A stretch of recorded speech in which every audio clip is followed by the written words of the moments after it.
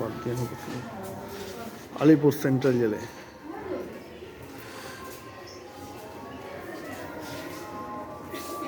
বন্দীদের কক্ষ।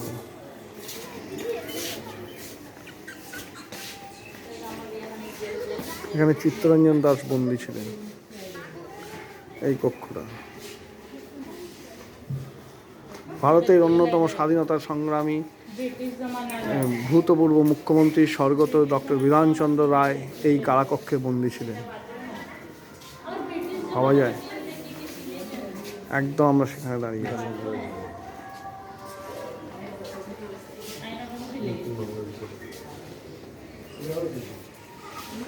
Condemned sell.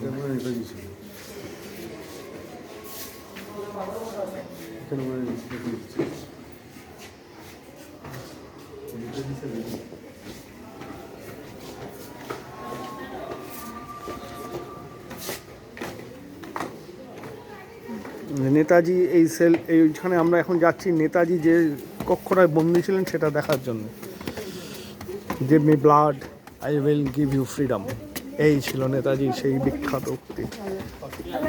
সেই ভারত প্রেমী নেতাজি যে সেলে বন্দী ছিলেন সেটা দেখার জন্যই আমরা আজকে যাচ্ছি।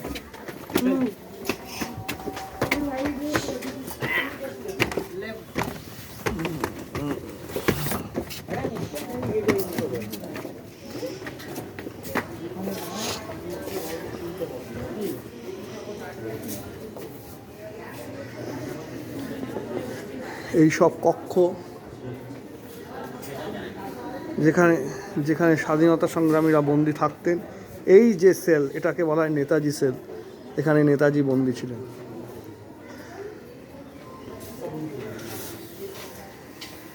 23শে জানুয়ারি নেতাজির জন্মদিন থেকে 23শে সেপ্টেম্বর এই কারাকক্ষে নেতাজি ছিলেন।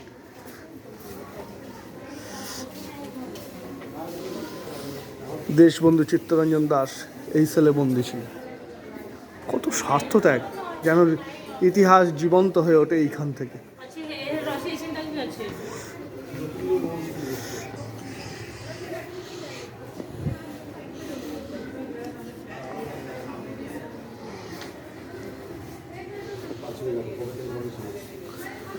যতীন্দ্রমোহন সেনগুপ্ত এখানে বন্দী ছিলেন।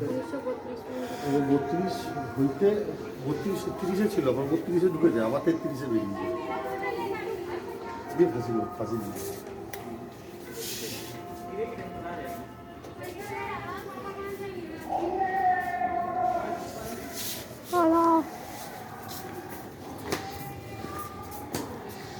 যে বন্দে মাতরমের ধ্বনিতে আজ লক্ষ লক্ষ মানুষ দেশের জন্য প্রাণ দিয়েছে, সেই বন্দে মাতরম আজ প্র্যাকটিক্যালি রাজনৈতিক ধ্বনিতেই হয়েছে। রাজনৈতিক দলগুলো এইটাকে ব্যবহার করে, কিন্তু এর জন্য এককালে বহু লোক প্রাণ দিয়েছে বন্দে মাতরম ধ্বনি করতে।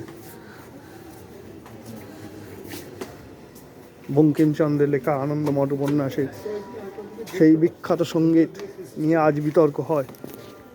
নানান রকম রাজনৈতিকভাবে তা ব্যবহার করা হয়, কিন্তু এই বন্দে মাতরম এককালে ভারতবর্ষের বিপ্লবী আন্দোলনের প্রাণ প্রতিষ্ঠা বা প্রাণপুরুষ বা প্রাণ সঞ্চার করে বিপ্লবী আন্দোলনকে জাগিয়ে তুলেছিল।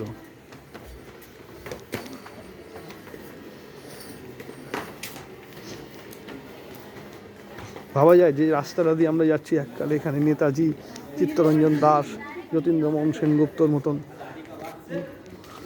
ব্যক্তিদের পদধূলিতে ধন্য ছিল।